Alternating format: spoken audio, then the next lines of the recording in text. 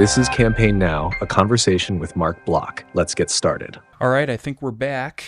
Looks like it's working.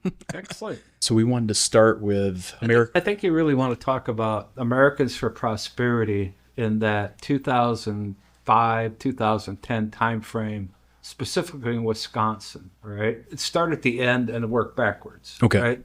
And what I want to talk about is what we did, and the results speak for themselves, right?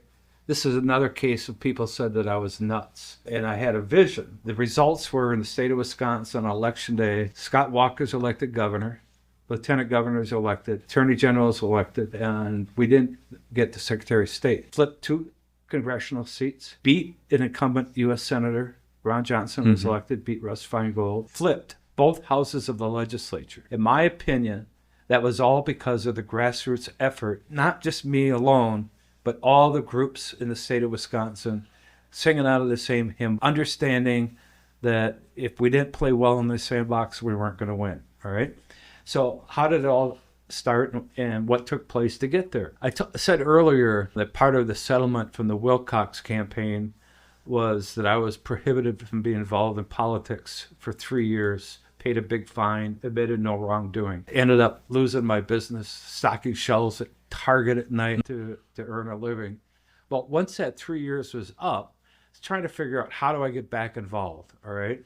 At that time, What year was that? it would have been 2005. Okay. All right. At that point, what was happening in the country was TABOR, which was an acronym for lower taxes, tax freezes, right? And a new group had been formed called Americans for Prosperity. I literally flew to Washington and begged for a job, all right? I was very fortunate at the time.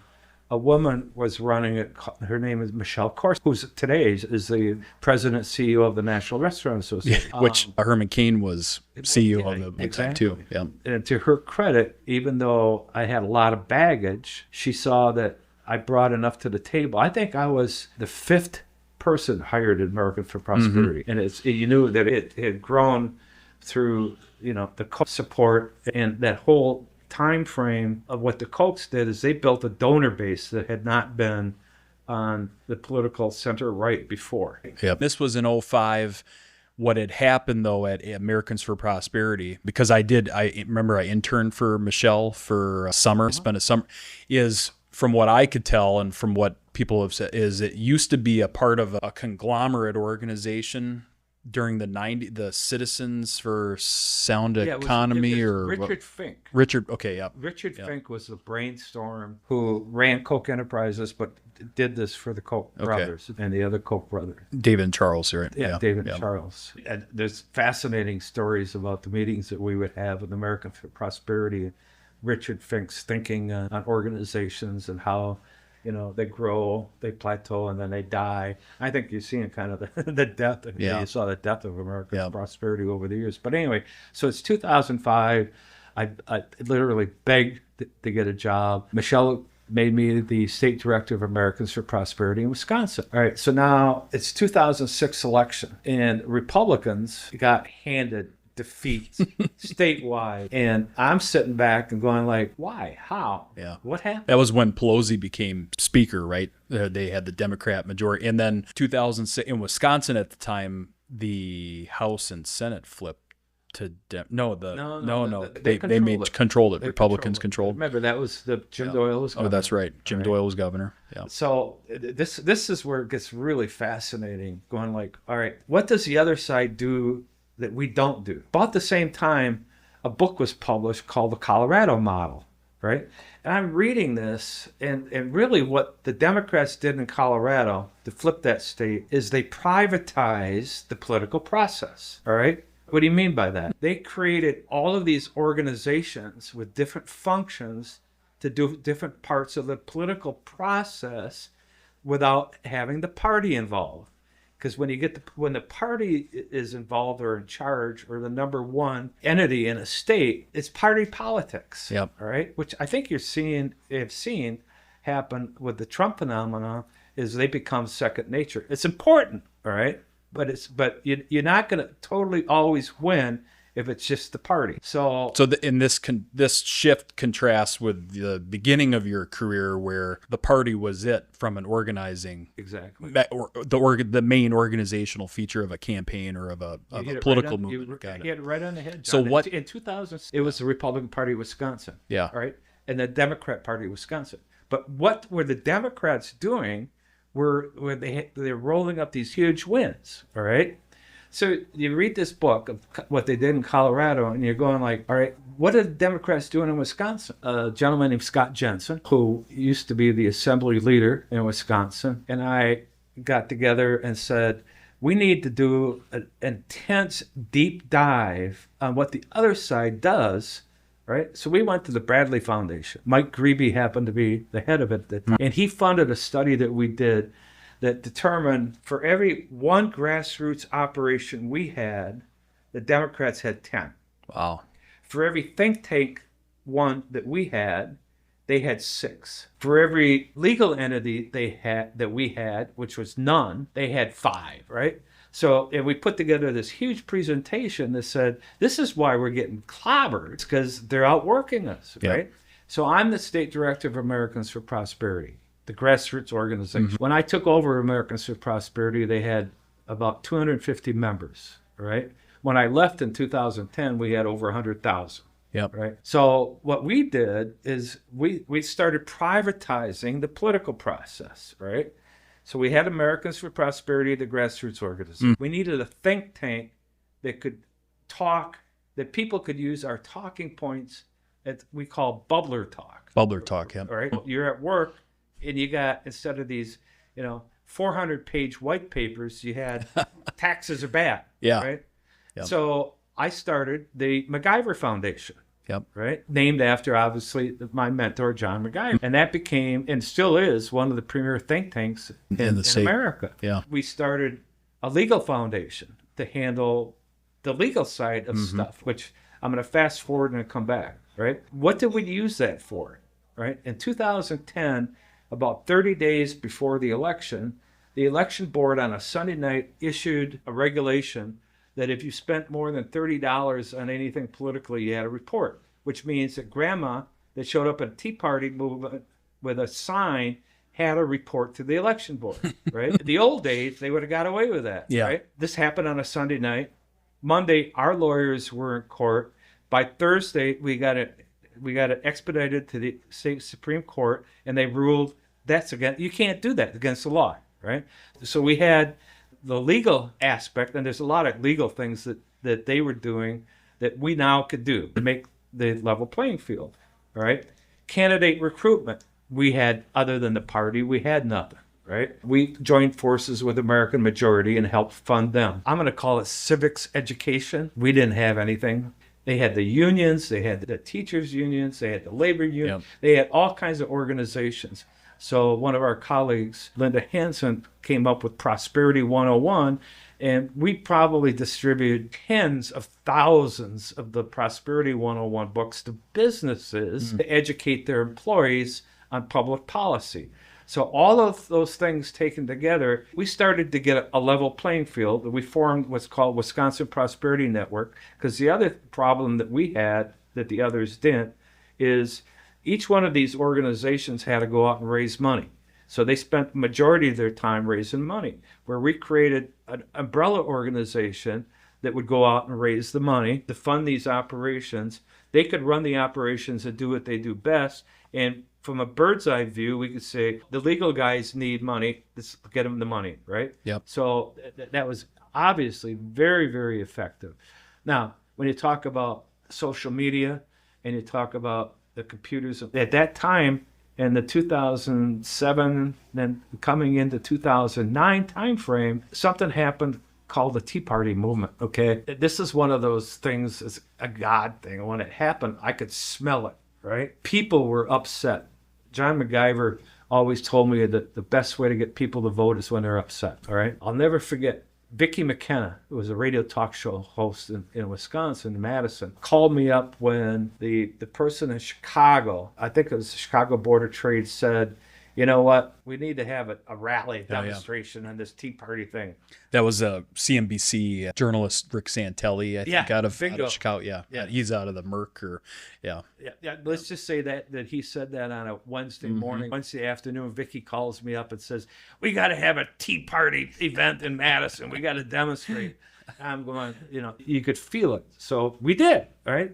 We had, I think it was October of 2000, and I'm going to say it was 2009. We held the first Tea Party event in Madison, Wisconsin. Expected 100 people to show up. 800 showed up. And, from there, it was on steroids up until the 2010 election. Yeah. I'm a obviously big believer in grassroots. And events are one of the ways, if you get a lot of people to come to an event, if you think about it, John Connors comes to a Tea Party event in Jefferson, Wisconsin, in the middle of nowhere, and 1,000 people show up because Dick Morris is the speaker, right? Because he was well known at the time. Each one of those 1,000 people is going to go talk to 10 other people. Yep.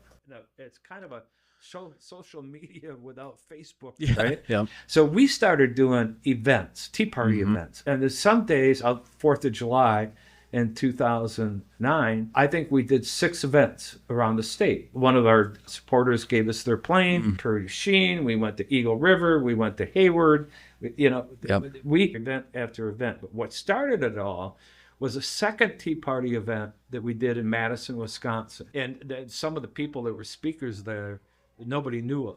But today, one of the speakers was Sean Duffy. Yeah. Nobody knew who Sean Duffy was. And today he's the Secretary of Transportation. And we had planned logistically, I think the planning was for 800 to 1,000 people, all right? 8,000 showed up. Wow. It just, logistically, it was a nightmare. In fact, that's how I became best friends and recruited somebody that ended up being the head of our logistics for the Cain campaign, Scott Sidney. He was one of those individuals that came to the event to catch a bus at Waukesha, and he said it was a disaster, and it was, right? Yep. And we had buses that had to drop people off for that event miles away, and they had to walk. Yep. So after he called me up, I said, "Why don't you come and tell me what happened?" He came and told me what happened. I said, "Well, you're now in charge of logistics for all of our events." We've been best friends ever since. That's great. But throughout the rest of that year, we did events every weekend, sometimes 3, 4 different parts of the state. And we grew this grassroots movement from 250 to over 100,000.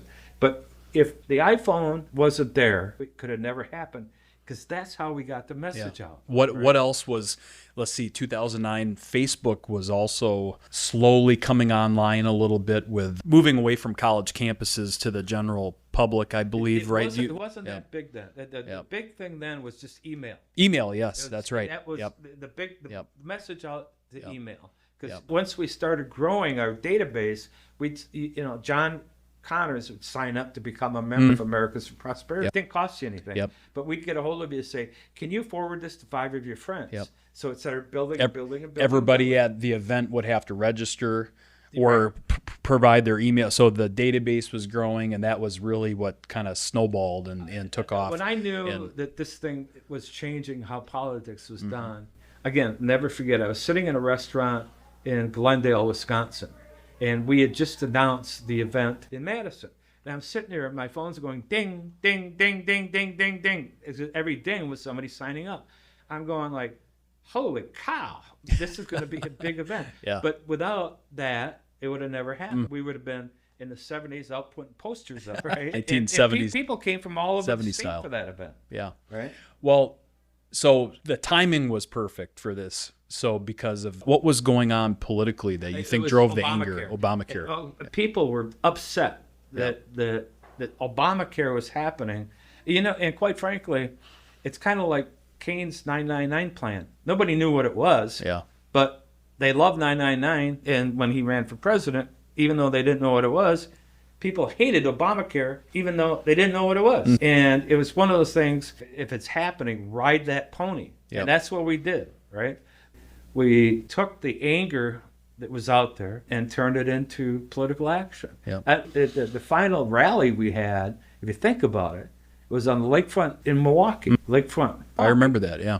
And we had over 20 200,000 people at that rally. In Milwaukee. That's when I started getting word that the head of the labor union guys were going like, this Block guy's dangerous, all kinds of compliments like that. So the other thing, so technology, the smartphone, email marketing, maybe the beginning of Facebook. But I got to share a Mark Block story because this is another component of what I think helped, grow Americans for Prosperity at the time. And kind of I'll never forget, there was this taxpayer rally. This was probably right before the Tea Party time. And at AFP, I remember, there wasn't a lot of funding. So remember Clear Channel was putting up first digital billboard. They were installing them in Milwaukee along the freeway. And you always had a Nikon or a camera that you brought with, which I thought was always cool because you're always capturing pictures. I think a graphic designer come up with you call Clear Channel, see how these digital billboards work. Could you just put this up along the freeway, and I'm going to go down there and see what it looked like. So and I went with you. We went down to the freeway, and it was during rush hour. I'll never forget that. All these lights of all the cars backed up on I-94, and all of a sudden up on this big Clear Channel billboard comes the AFP rally ad, and you started taking pictures of it with the traffic backed up and everything. And then I think it was either that, I think that was in the afternoon. That night there was TMJ4 newscasters were interviewing because you had then sent out this picture of this billboard to media and to all your donors. Nothing, yes. But and the news started running like we had these billboards everywhere across the state. And there's this big rally in Madison, and this group is advertising, and it got a ton and it was I remember the rally was really successful, but the media you got, it cost you nothing. You got Clear Channel to run this billboard for, I think, 5-10 minutes. They put it up. But, the one thing I'll always remember, something that you've always done, you figured out a way to get media, which blows everything up. That was how you help grow Americans for Prosperity. That's part of the earned media strategy.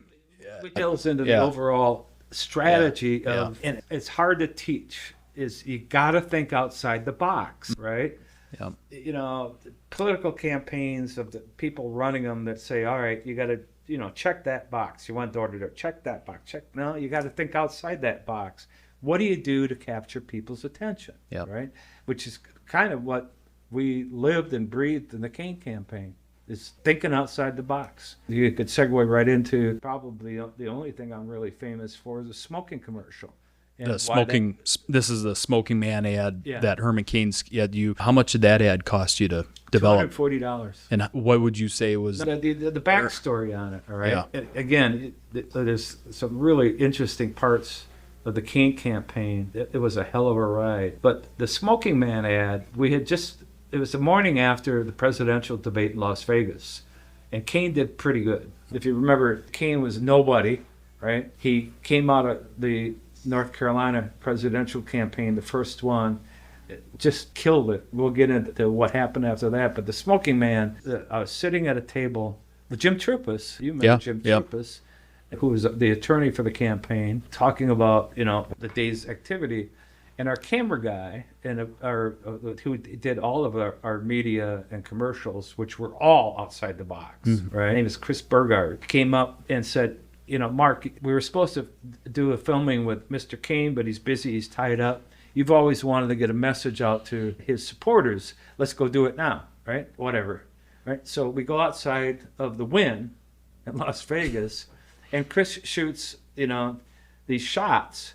If you look at that commercial, it's boom, boom, and it's because cars were passing us, so we'd stop filming and then pick it up again. And at the end of it, I smoke, right?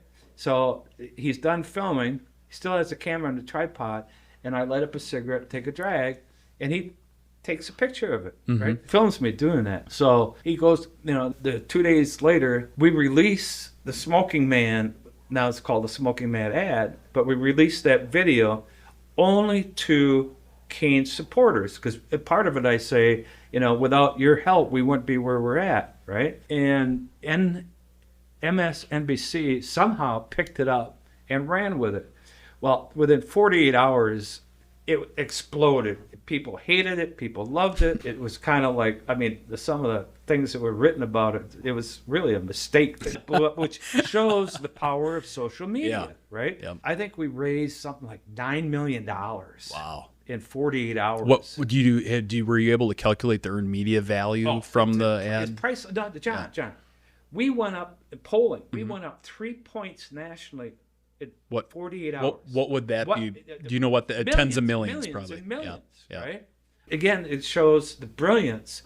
Herman Cain was a brilliant strategist on marketing, right? And it's as evidenced by the fact that for 9 straight weeks in the fall of 2010 or 2011, he was number one on the polls, beating everybody, including President Barack Obama, without spending a dime, nothing on media, right? It was all earned media. He knew how to do it. The talk shows at the time with, Jay Leno, it was David Letterman, it was, they all wanted him. He was always on Fox. He saw the power of what the phone had done. This is 2011.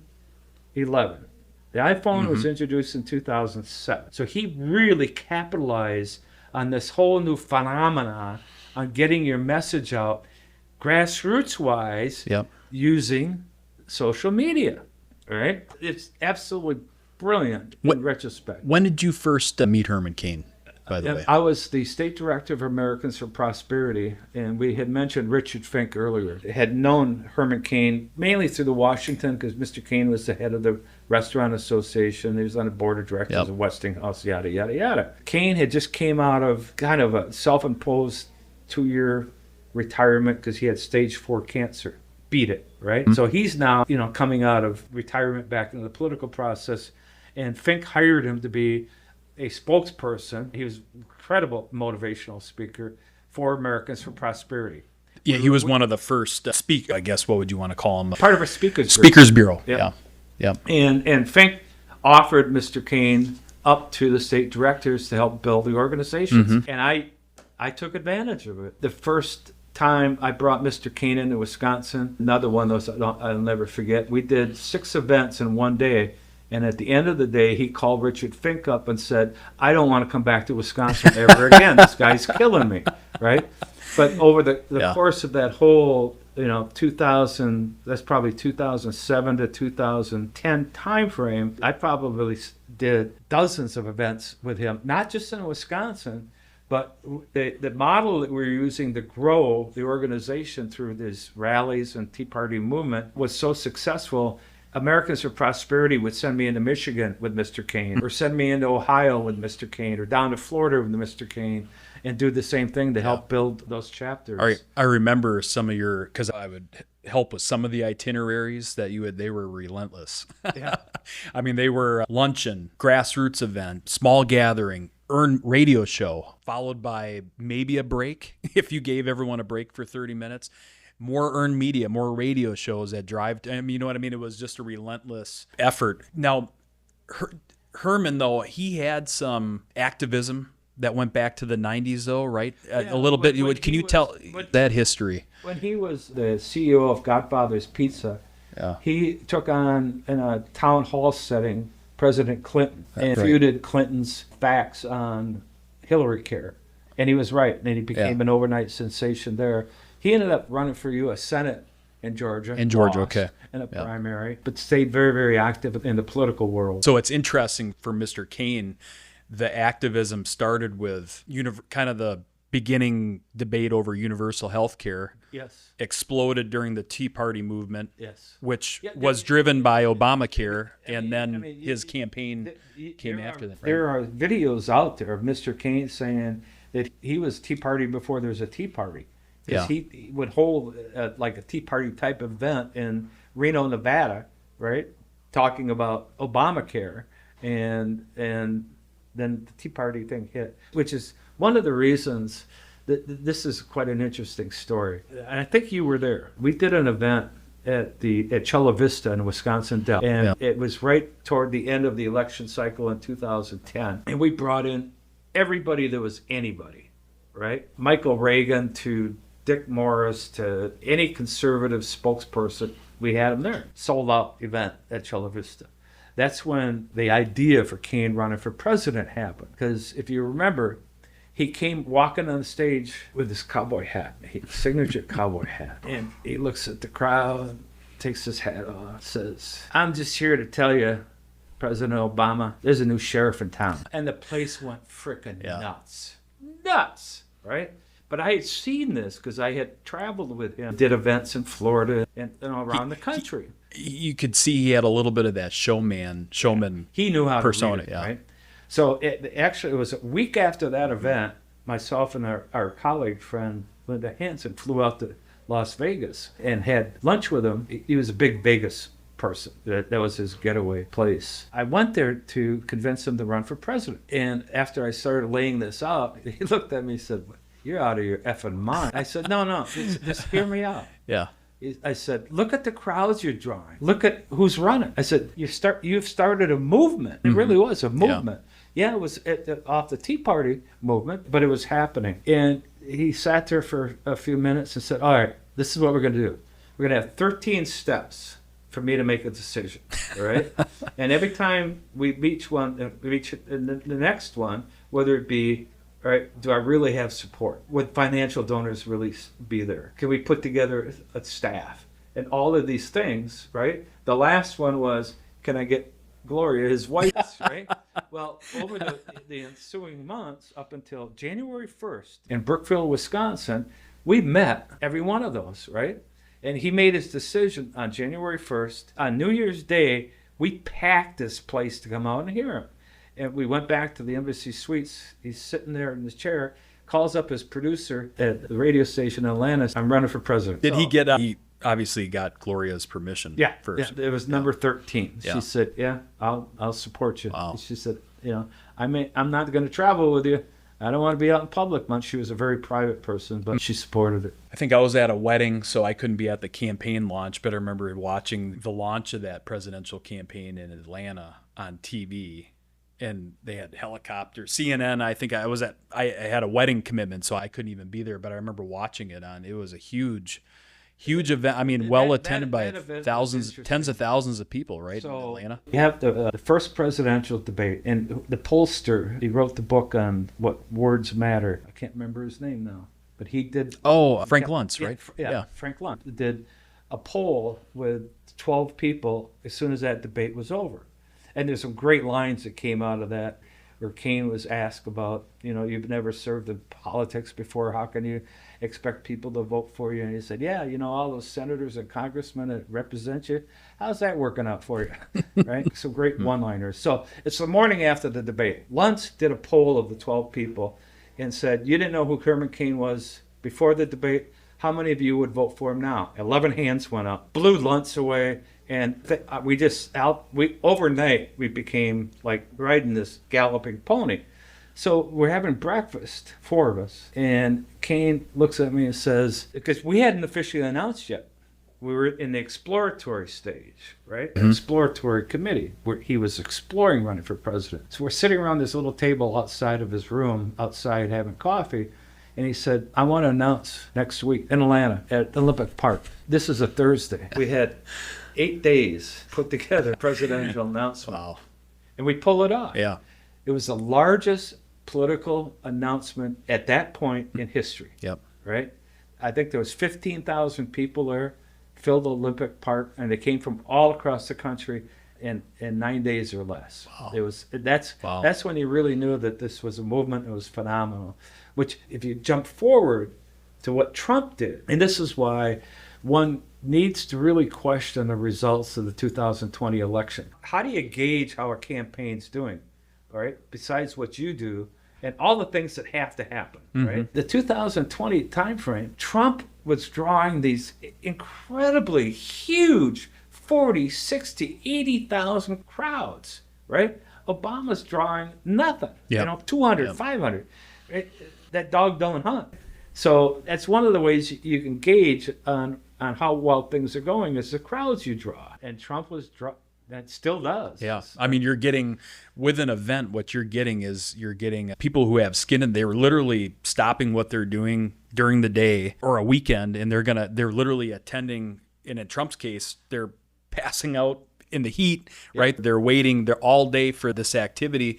They're more than likely, I don't know if they charge for events anymore. No, they don't. Or they don't charge. But I mean, they're probably donating. They're probably buying food from vendors. I mean, they're putting a lot of skin. The cost is high. So, I mean, those are the best supporters you can get than maybe more of a passive supporter that you would get online or something like that. So I don't know if we finished up on the Smoking Man ad. We talked about percentage-wise that we went up overnight, but for a period of time, that ad was talked about everywhere. Yeah. Right. So again, it goes back to that free media. And was it all by design? No. It was a God thing. We shot it. It exploded. Yeah. People hated it. People loved it. They thought I was condoning smoking. I smoke still today. I don't condone it. It's a horrible, horrible habit, and I wouldn't wish anybody to do it. Yeah. Right. But the ad worked. Right. And I think what it did, there's an undercurrent in America of don't tell me what I can and can't do, right? So what I was saying is I'm going to do whatever I want to do because that's who we are, right? And it struck a chord. I mean, to this day, I still get stopped by people saying, aren't you that guy? Yeah. The significance of that ad and the impact was really evidenced by NBC did a study on the 10 most significant TV ads, political ads, the history of American politics. Number 1 was Reagan in America. It was a 1984 ad. Yep. Number 2 was Daisy. It was Lyndon Johnson ad against nuclear holocaust against Barry Goldwater, which only ran once. They only ran that once, right? Wow. And the third was the Smoking Man as the effect. And NBC flew us all out to Los Angeles to do a story on it. And I remember talking about how hard it is to autograph a cigarette. Because if people stop me in the street wanting me to autograph their cigarette. But the point I was trying to get across in that interview was don't think outside the box. You shouldn't be in the business, all right? Because you're not going to win. And which, if you take a look at what Trump did in 2016, it was kind of an out-of-the-box type campaign. Yeah.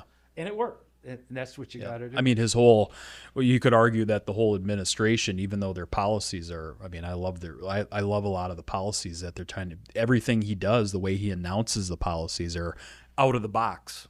The way it's being done. I mean, it's getting the cigarette commercial, which it wasn't commercial, it was really a message to our supporters. You talk about the significance of it.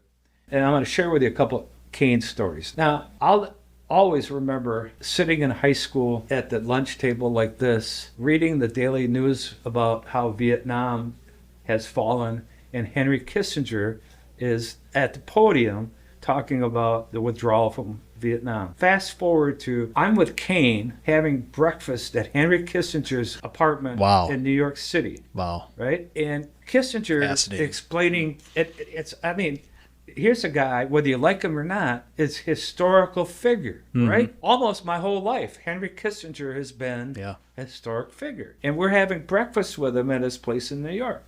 And he's talking to Cain about, Afghanistan and China and he stopped and he turned and he said, son, that cigarette thing was brilliant. And then came back and started talking about Russia. And I'm sitting there going like, is this for real? Right? Now, that's the kind of impact that had. I would like to share a couple of other stories, the Cain stories, that for no other reason, for historical purposes, that I don't think have ever been told. So we're doing this fundraising event in Arizona, in Phoenix. And the congresswoman on the weekend before had just been shot. That's right. Gabby, Tulsi Gabbard. Yeah. No, not Tulsi Gabbard, but Gabby. Yeah. Right. Yep. The event was packed. And I get a tap on the shoulder. Can I speak with you? Sure, yeah. And my name is so-and-so. I'm with the Secret Service. I'm going like, okay. So we step outside, and obviously I have my cigarette. And he said, I don't want to alarm you, but the internet traffic on hate against Cain has skyrocketed in the last 2 weeks. Just want to make sure you guys are careful in how you go about doing events. So we head back to Atlanta. We're at the office, and I'm sitting there going like, geez, I'm going to be this poor kid from Waiwega, campaign manager, who's on his tombstone is his candidate was killed, right? So I get a hold of an old friend of mine with the FBI that says, talk to the Secret Service agent. Long story short, I went to Cain and said, I want to request Secret Service protection. He said, out of the question. Don't want it, never going to take it, right? So I did it anyway. So I sent a letter to Janet Hano, who was the head of Homeland Security at the time, and much to her credit, she recognized what happened to the country if a black candidate, Republican, running against a black president was killed. And within a week, she authorized Social Security. I'm For sorry, the Secret Service. yeah. Right? I still hadn't convinced Cain of this, right? So method of my madness was we set up a meeting with Mr. and Mrs. Cain in Washington, D.C. It's what's known as the embassy. It's where Steve Bannon has the war room right now. Yep. It's a complex, big house behind the Supreme Court building. And I got Greta Van Susteren and her husband, who she at that time was one of the top news people at Fox News. And the whole concept was as an introduction of Mrs. Cain to national media. But I had gotten Greta to agree. That's when we were going to ask Mr. Cain if he would agree to Secret Service protection. So the lunch went great. We go up to the next room to have tea. And I said, Mr. Cain, I just need to interrupt you for a second. I want to introduce you to, and these 6 Secret Service agents came out, right? And I said, Mr. Cain, I know that you're against. He had told me that if I did anything like that, he'd fire me, right? So the guys came out, and the head of the Secret Service at the time said, Mr. Cain, this is what we've been authorized to do. We can start providing Secret Service protection to you tomorrow. And he turned and looked at me like, you're dead. Like, you're dead. Right? Turns back, and the Secret Service agent says, Mr. Cain, this isn't for you.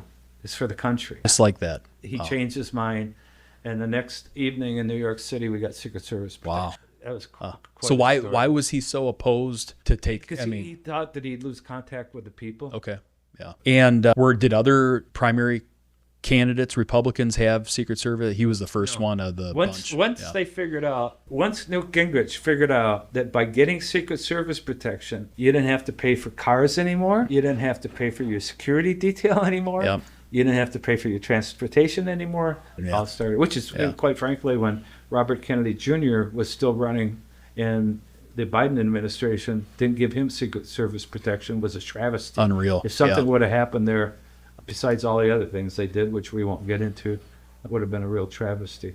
Of 2011, when the story broke through Political of Cain's sexual harassment, which I'm not going to get into the details on what was really found out, but there was nothing there, right?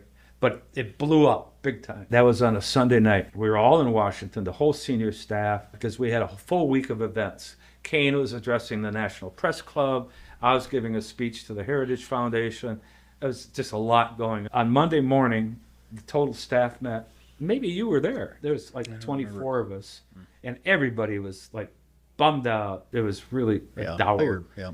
Cain walks into the room, and I look up and said, shit, he's black. What are we going to do? And the place went crazy. He started laughing so hard that it kind of set the tone for the rest of the week. He said, we're not canceling anything. We're taking this head on.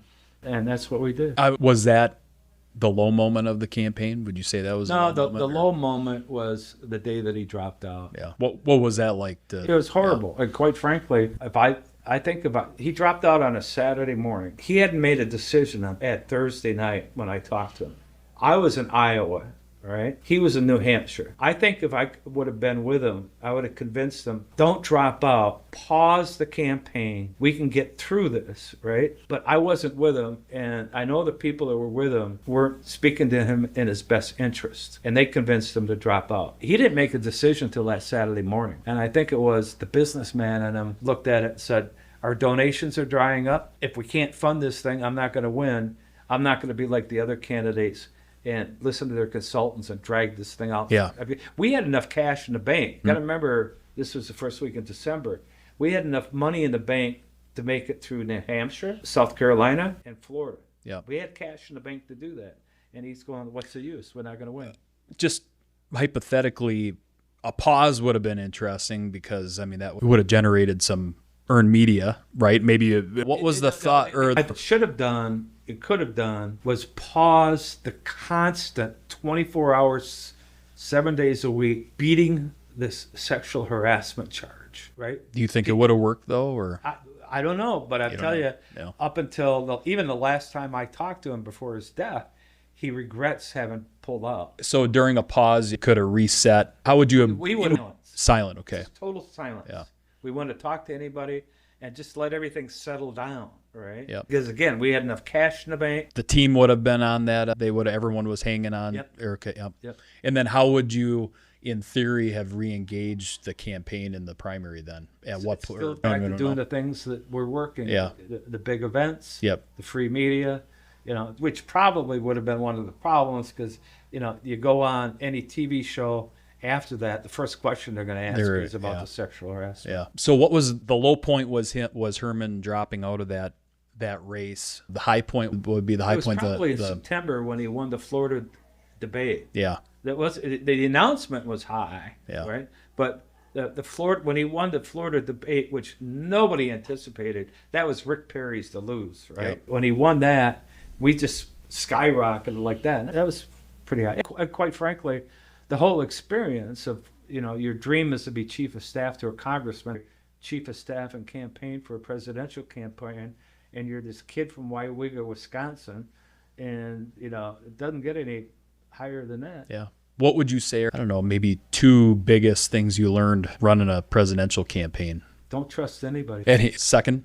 Do you have a second? Or? Well, and some of the things that we learned that I still can't share because of non-disclosure. I'll give you the story about when Mr. Cain and I were invited to be briefed by the Israel ambassador of the United States. So we show up at the Israel embassy in Washington, D.C., go down in an elevator, stories below, and get briefed, right? And the things that they were telling us, which were kind of reinforced by General Peter Pace, former Joint Chief of Staff, is quite startling. So we come out of that meeting and we step outside, and Cain looks at me and says, I just want to sell pizza. That's awesome. Yeah. Any other big Herman Cain moments that you'll never really forget, or things that really stuck out? Really the whole campaign. Someday I'm going to go back and look at our daily schedules. That presidential campaign, if you remember, it was debate after debate after debate. Nothing like it is today, where there's 2 or 3. Big was the primary field at the time? It was a pretty big primary, 12 people. Yeah, something like that. Yeah, it's fascinating. So I want to just jump back to the Smoking Man ad again. You said, what again do you think was the main appeal of that ad? Because it was just so out of the box, or what was the? If you think about it, smoking is so taboo, and it should be. That here's this campaign manager smoking a cigarette. Yeah. So everything about it was the antithesis of how you should. Outside, it was outside the box. Yeah. Outside the box. Yep. Which is what you got to do. And when people say, "Well, what's outside the box?" I says, "You got to think outside the box." Yeah. And you don't know, most things probably won't even work. Right? It's just a couple things are going to be picked up. But you got to do all of the other stuff. It's all got to happen. Like in Wisconsin in 2010, the Republican Party had to do what they do. Right? Yep. Reince Priebus was chairman. He got it. Right? Yeah. He used to show up at our Tea Party events, not asked to speak, just to observe. They got to do what they got to do. The Right to Life people got to do what they got to do. The National Rifle Association everybody's got to do what they do. But take a look at the state of Wisconsin. It's a 50-50 state. You're talking 2-3 percentage points. How do you get to those people, right? That's why you got to have outside organizations. This last time in Wisconsin, I would say Turning Point was the difference. Plus all the other things like what you're involved in, you got to do that stuff, right? It gets you there, but what gets you over the top? Yeah, I'm working with some really interesting group. One group's called Hunter Nation, and they're motivating hunters. These are blue collar, typically have never, like 30 or 40% of them don't vote in even general elections, and these people are. This organization is activating those rural voters. It's so critical. Yeah. It's absolutely, because where do you go for new voters? I mean, what's the percentage of Christians that vote? What is it, 22, 23%? Yeah. This last election cycle, I was doing quite a bit because our company, Mother Nature's Trading Company, sells most of our products today through influencers. The biggest influencer that we have is an organization called His Glory. It's run Pastor Dave. He reaches 2 million people a month. And their whole mission this last year was to get Christians involved in the political process and vote, because they typically don't. Yep. And it worked. The whole Christian movement, for the first time in my political career, saw the damage that Biden was doing to the country, to us worldwide, and turned out the numbers. Yeah. Yeah, it's pretty crazy. Thanks for listening to Campaign Now, a conversation with Mark Block. See you next time.